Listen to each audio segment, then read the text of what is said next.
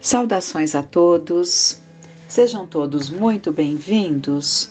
Nossos votos de muita paz. Estamos nós em mais um sábado, buscando o estudo das parábolas de Jesus e dando continuidade à parábola que temos visto de forma bastante detalhada, buscando em várias fontes. E estamos vendo justamente apontamentos trazidos por Severino Celestino da Silva, em que nos dá uma riqueza de detalhes, nos trazendo, enriquecendo o nosso entendimento, nos trazendo de uma maneira mais detalhada as características do tempo de Jesus, dos costumes, do uso de determinadas palavras e tudo mais, não é? E tudo isso nos ajuda a compreendermos melhor esses ensinamentos. E estamos vendo a rica parábola ainda do semeador, né? Trazendo vários detalhes, repetindo inclusive várias circunstâncias, nas análises dos mais variados estudiosos, para que cheguemos a um aprendizado um pouco mais profundo, né? Alcançando um pouco mais o sentido do que Jesus quis nos passar. Estamos vendo justamente aquela parte dos espinheiros, né, da semente que é jogada e acaba ali não vingando porque é jogada em terreno que não está preparado. Então, dando continuidade, há ainda mais um lugar em que existe um espinheiro. Moisés encontra com uma sarça ardente, que é um espinheiro do deserto. Ali o fogo queima, mas não o consome.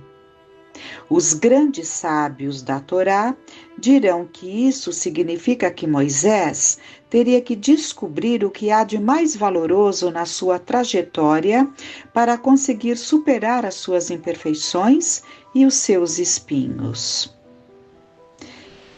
Da mesma forma, Paulo dizia: eu tenho um espinho na carne.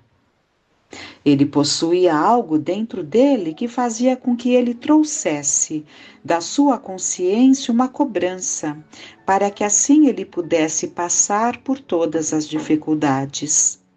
Esse é o mesmo simbolismo do fogo no espinheiro, ou na sarça ardente, pois o fogo sobe, isto é, ele está levando para o alto, e o espinheiro é a imperfeição.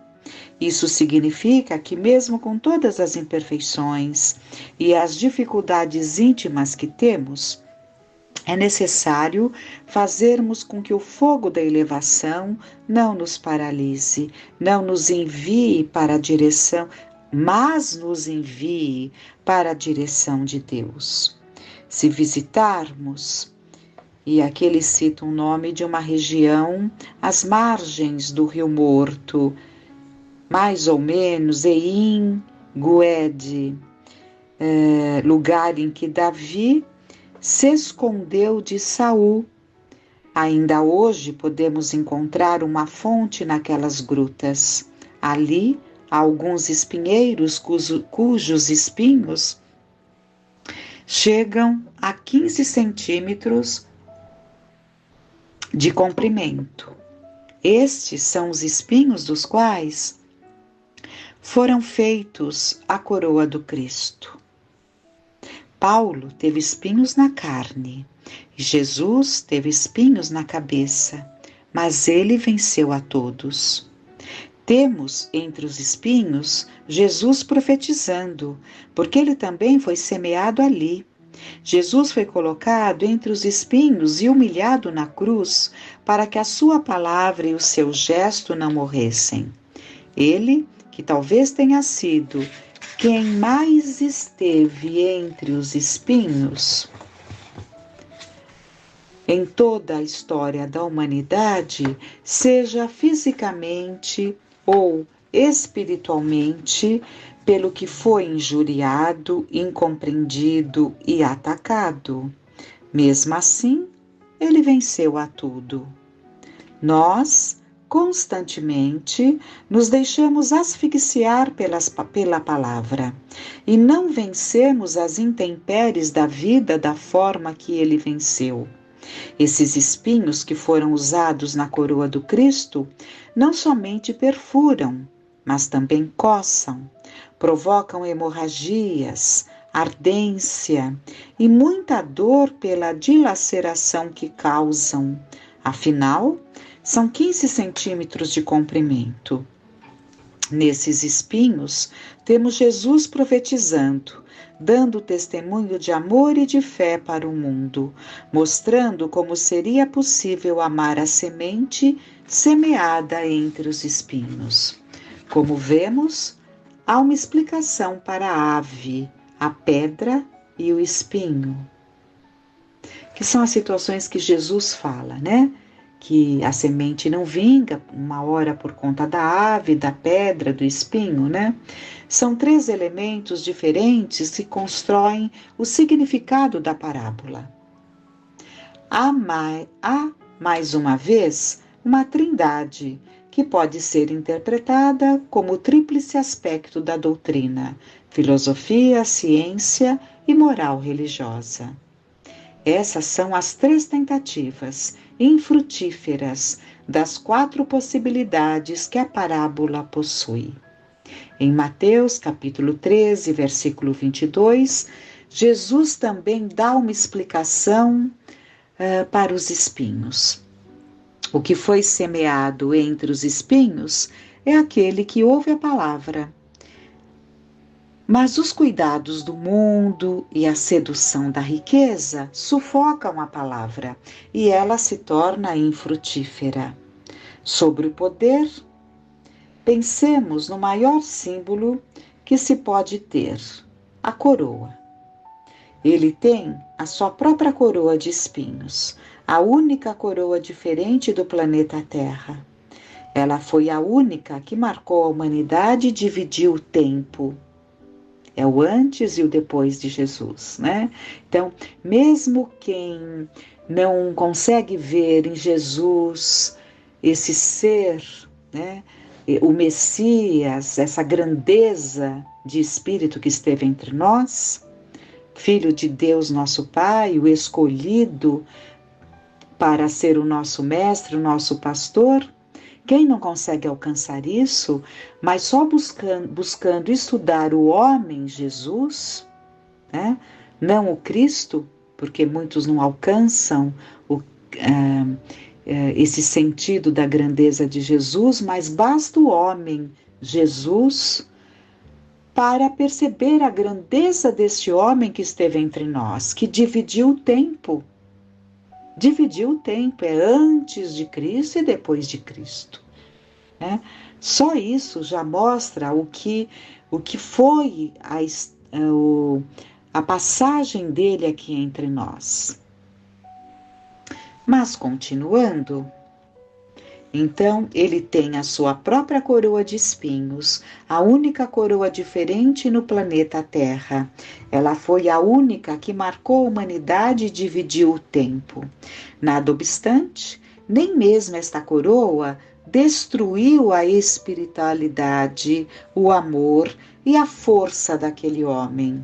Ele ignorou aquela coroa sem pedir para tirá-la em momento algum, sem tentar argumentar que sem a coroa ele carregaria melhor a cruz.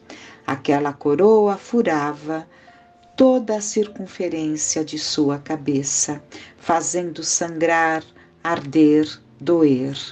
Ele estava passando por diferentes tipos de desconforto na cabeça, que é a principal parte do organismo, e mesmo assim ele a levou até o final, com hombridade, garra e denodo. Mesmo na condição física em que ele estava, ele a ignorou completamente, sem gemer ou reclamar em nenhum momento, mostrando que os terríveis espinhos da sua coroa não conseguiram derrotar um espírito como ele. Ele deixou um ensinamento muito importante. Desconsiderando por ora os espinhos espirituais, quem venceria aqueles espinhos físicos? Né? Quem venceria? Aquela dor física. Esqueçamos a dor espiritual de tudo que envolvia. Fiquemos apenas com a dor física desses 15 centímetros, desses espinhos, envenenados pelo que nos é dito, né? Só podemos descobrir esses elementos e entendê-los a partir do estudo mais profundo dos ensinamentos e da história do Cristo. Esses são presentes deixados por Jesus, né? Os ensinamentos são os presentes, as dádivas, a boa nova, né? Pois buscando através dele, nunca deixaremos de encontrar o que precisamos saber. E numa outra parte, né, Jesus fala, a outra parte finalmente caiu em terra boa e produziu fruto, uma 100, outra 60 e outra 30. Quem tem ouvidos, ouça. Mateus capítulo 13, versículo 8. No versículo 23 do mesmo capítulo, Jesus oferece uma explicação para a semente boa. O que foi semeado em terra boa é aquele que ouve a palavra e a entende. Esse dá fruto, produzindo a razão de 100, de 60 e de 30. Deste modo, ele oferece percentagens exatas geradas pela semente que teve boa colheita. Por que, no entanto, foram esses os números escolhidos? Por que 100, 60, 30? Por quê? Ao estudarmos o Evangelho, devemos sempre perguntar para o texto o que ele está querendo dizer. Qual o espírito por trás daquilo que está escrito? Jesus alertou tanto para buscarmos o espírito e não a letra, né? Buscarmos o sentido. E buscando encontrarmos no capítulo 11 do livro Deuteronômios, versículo 10, que se passa quando o povo vai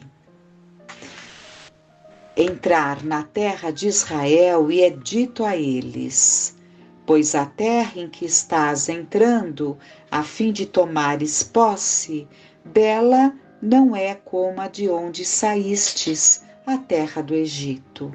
Lá semeavas a tua semente e irrigavas com o pé com uma horta. Ou seja, esse é o Espírito.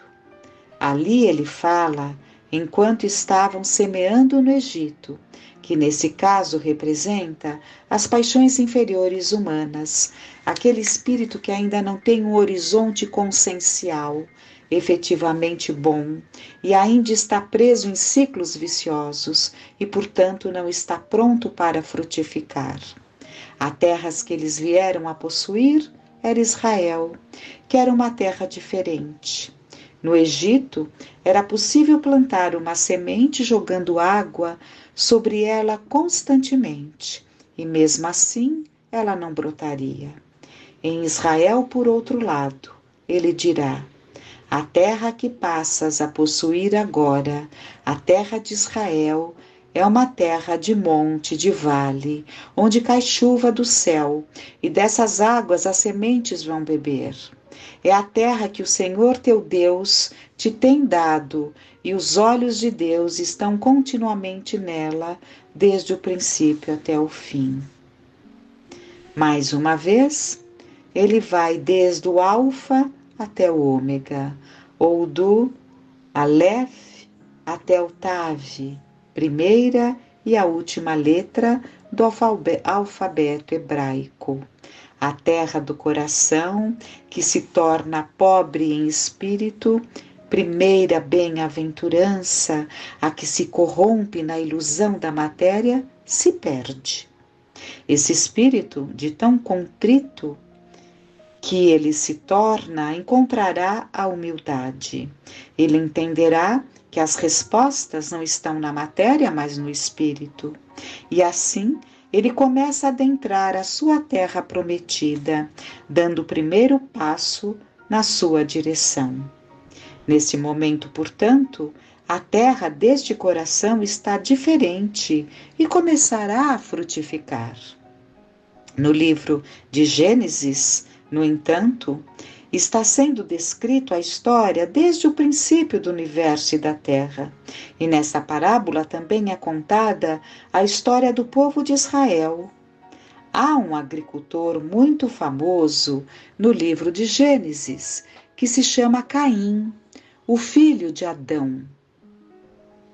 Ele tinha um irmão Abel, que era o pastor de ovelhas. Eles levavam ofertas ao altar como oferendas a Deus. Caim, no entanto, levava somente os restos daquilo que ele comia. Nem mesmo frutos ele levava, somente algumas sementes que sobravam. Enquanto isso, Abel levava suas ovelhas mais gordas. Um dia, dentro de um simbolismo, desce um fogo dos céus e consome o sacrifício de Abel. Por essa razão, Caim passa a ter inveja do seu irmão, tendo ainda o seu campo, como a terra do Egito, simbólico. Por isso, Deus diz a ele: os seus sacrifícios podem ser mais queridos por Deus do que os de Abel, basta você se esforçar. Porém, ele continua com inveja e mata o irmão. E o sangue de Abel clama a Deus por justiça. Desta forma está escrito: Deus recompensa os justos e castiga os perversos. E quando ele diz Deus recompensa os justos, seria algo semelhante a tzadikim. E castiga os perversos seria rechaim, algo assim. É a lei de causa e efeito, como dito anteriormente, assim como está presente na parábola. Depois, diz o versículo que disse o Senhor a Caim: onde está Abel, teu irmão? Ele respondeu: não sei, acaso sou eu tutor de meu irmão? E disse Deus: que fizeste? A voz do sangue de teu irmão clama da terra a mim? Isso encontramos na Gênesis, capítulo 4, versículo 9 e 10. E o Celestino diz: isto é metafórico, pois obviamente Deus sabe de tudo. Porém é necessário, uma vez que Caim cometeu o crime, que é uma transgressão de uma lei divina. Ele mata seu irmão Abel. Por essa transgressão, ele terá que colher para poder se arrepender, expiar e reparar. Não é isso que nós aprendemos na doutrina? Primeiro o arrependimento, depois a expiação, né? Sofrer as consequências daquele ato, e depois a reparação. Temos que reparar o ato que cometemos, né? Enquanto ele não se arrepender, no entanto, a terra do coração dele só irá produzir uma pequena quantidade de sementes, e ele terá que se manter migrando de um lugar para outro. Aquele que não encontrou ainda um eixo consciencial, um farol de luz na sua vida, seja o Evangelho ou a Torá, ou qual for a religião pela qual a pessoa bebe do Evangelho de Deus, ficará migrando de um lugar para outro, até que consiga encontrar o seu caminho. Então é bom que entendamos. Primeiro ponto, o Espiritismo Consolador, ele tem como marco inicial 1857, com a edição do primeiro livro dos Espíritos, né? Evidentemente que muitos que na Terra vêm se desenvolvendo, alcançaram esse caminho de libertação e na busca de Deus, sem ter vivido os tempos do Consolador. Com certeza, é óbvio É a história da humanidade. E muitos chegaram a esse entendimento do bem, e Jesus deixa muito claro, a cada um segundo as suas obras, e não que religião professavas, mas sim o que fizestes da oportunidade que te dei, quais são suas obras, é isso que conta, não importa a religião é um sustentáculo, é o que nos ajuda a irmos construindo esse caminho mais saudável. Mas, muitas vezes, nos encontramos e temos afeição por outros caminhos, né? Por outras formas de crer, por outras religiões. Mas mesmo nessas religiões, iremos encontrar a forma de vencermos a nós mesmos e caminharmos para o bem. Evidentemente que para nós outros que temos tantas dificuldades, o Espiritismo cai como uma bênção que nos ilumina, porque responde aos nossos questionamentos, consola as nossas aflições, na medida em que nos esclarece os porquês dos sofrimentos, né? Então, sendo assim, por mais que a pessoa tente colocar a culpa dessa migração constante em qualquer que seja dos elementos da sua vida que estão atrapalhando, ela não irá frutificar. Portanto, a geração de Caim toda irá morrer no dilúvio, porque era necessário renovar. E para isso o velho homem deveria ser morto, para assim poder se renovar em um novo homem. É por isso que o dilúvio é a purificação, pois a água simbolicamente purifica. Jesus fala de dentro do lago de Genezaré, ou Ian Kinerete, porque ele quer que as pessoas bebam daquela água. Se elas beberem, as gerações de Caim irão acabar. Então nós temos que entender, é muito importante que entendamos que o livro o Gênesis, né, atribuído a Moisés,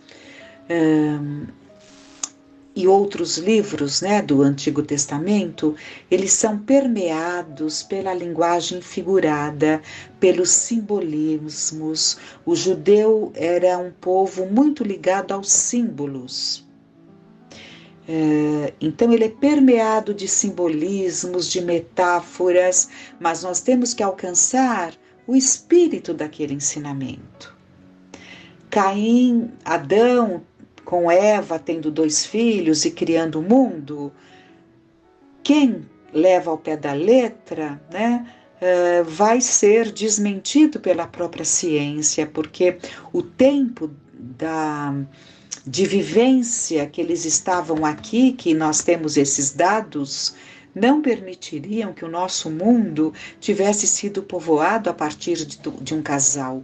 Então, tudo isso temos que entender que são simbolismos. Adão e Eva, Adão, ele simboliza um povo, né? Um povo que pertence aqui à Terra. Mas isso já são detalhes para um outro momento. E o próprio dilúvio que teria acabado o mundo, né? O dilúvio aconteceu lá naquela região, mas aqueles que sobreviveram ao dilúvio tiveram a sensação, porque não havia comunicação. E foi um dilúvio, né, daqueles que marcaram uma renovação geográfica imensa. Então, eles tiveram a sensação de que o mundo havia acabado. E assim ficou escrito, né, que o mundo tinha acabado. Mas foi um dilúvio local, né? É por isso que o dilúvio é a purificação, já vimos. Em Gênesis 26, encontramos esta referência. Houve fome naquela terra, como tinha acontecido no tempo de Abraão. Por isso Isaque foi para Gerar, ou Gerar, não sei, onde Abimeleque era o rei dos filisteus. O Senhor apareceu a Isaque e disse: Não desça ao Egito. Procure estabelecer-se na terra que eu lhe indicar.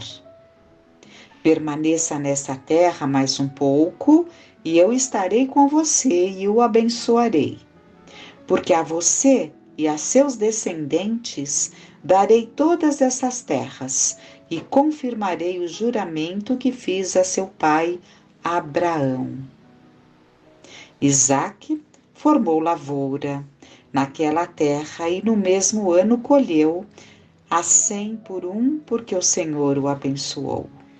Desta forma, o texto em Gênesis capítulo 26, versículo 12, nos esclarece: E semeou Isaque naquela mesma terra e colheu no mesmo ano Meá Shearim, 100 por um, porque o Senhor o abençoava. O que essa história significa é que ao passar por uma dificuldade ou uma vicissitude, a pessoa que não se entrega ao seu Egito material e não vai até aquela terra infrutífera, pois já despertou para caminhar com Cristo. Assim como Paulo, que passava por todas as dificuldades, porém sempre enxergava o Cristo ao seu lado. A partir desse momento, portanto, as sementes irão germinar. Então, como é importante entendermos o espírito do que está sendo ensinado, não é? Evidentemente que quando aquela ordem que eles entendem como vinda diretamente de Deus, disse que Abraão teria toda aquela geração, né, que é a geração que se segue, vai indo, e é desse ramo, né, dessa geração que nasce Jesus. Então, quando vemos tudo isso, temos que entender que essa terra era simbolicamente o povo que nasceria, né? Habitando sim as regiões, mas o valor não era a terra material, né? E sim toda essa oportunidade desse povo, né, dessa geração da humanidade, estar aqui e ir desenvolvendo-se na conquista, não da terra material pela qual ainda tanto se luta e se mata, mas sim a conquista dos verdadeiros valores. Não é? Há aqui uma ligação do reforço que Jesus trouxe naquele momento para aquele pessoal, lembrando a eles que a boa terra da qual ele falava era a situação em que aqueles que entendessem a sua mensagem teriam o mesmo comportamento que Isaque tivera como antes. Isaque foi o primeiro dos patriarcas que amou alguém. Na Torá, não há informação de que Adão amou Eva ou que Abraão amou Sara, mas está escrito que Isaque amou Rebeca. Portanto, na primeira revelação, o primeiro sinal de amor foi apresentado por Isaque. Portanto, Jesus tomou o exemplo de amor de Isaque, pois o seu amor simboliza um solo fértil. É por isso que quando Isaque semeia, a semente deu 100 por um.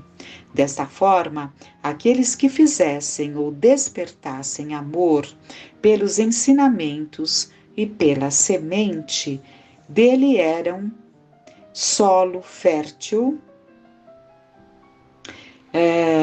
no qual, da mesma forma que com Abraão, que gerou Isaque, a semente queria render em 100 por um. Portanto, se quiser fechar esse ensinamento de amor, de bondade, Abraão e Isaque são os grandes exemplos, e é por isso que Jesus os utilizou. Muitos daqueles que estudam essa parábola não verão essa relação existente entre a primeira e a segunda revelação. Então, mas nós sabemos, né?